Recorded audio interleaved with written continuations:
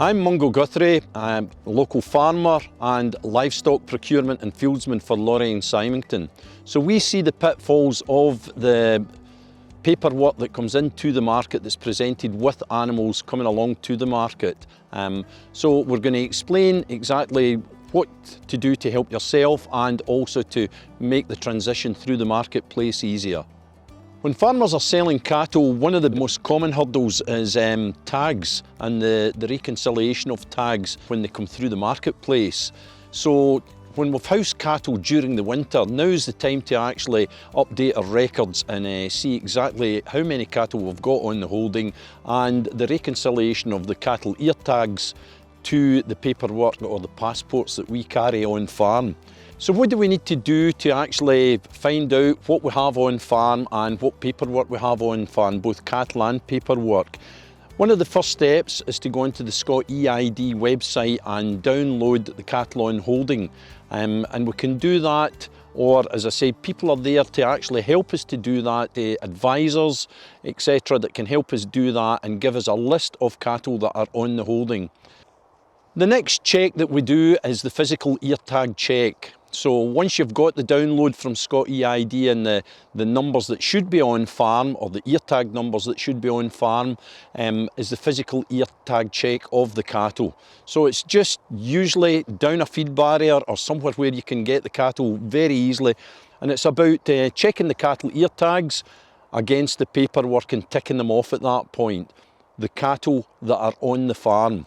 And to check that the cattle have two tags, a front and a back, and both ears.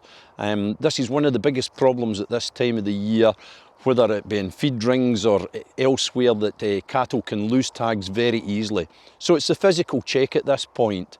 Then it's actually to make sure that after the physical check, the sex of the animal is, as it says on the passport, male or female. Again, this can be corrected just through contact with Scott EID, and the passport can actually be returned with the male scored out and female written in at that point to correct the passport. While we've checked the cattle on the farm and the ear tag numbers that are there, any cattle that need a replacement tag, it's worth putting a mark next to your paperwork saying a replacement tag. Lots of markets, tag companies replace tags within days. The more difficult point is actually being able to put the tag into the animal after that. And again, we have to think of our own health and safety at this point and do it the safest way possible. We've now checked that the animals have two tags, that their sex on the passport is correct. If we discover that there's animals without passports, then we need to ask why they were not registered at that point, or have we lost the passport. On doing that, we can discover that Scott EID will do a replacement passport if it was registered at the proper time, within the time limit of the 27 days. Or if we have any extra passports on farm, then we send them back and look at the date that that animal had either died or wasn't there after registration. At the point of registration of any calf, it's important to know that we've got the 27-day time limit, and cattle that have not been registered but are still under 27 days from birth then still can be registered. If we go over that time limit, then there are different options. So it's not something that we should worry about. We can always pick up the phone and speak to Scott EID.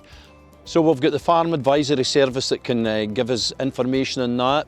We've got the local markets that can keep us up to date with what we need to be able to present animals for sale. And the easiest thing to do is contact Scott EID for their up-to-date information, and who are always there to give good, clear advice on exactly what we need paperwork-wise.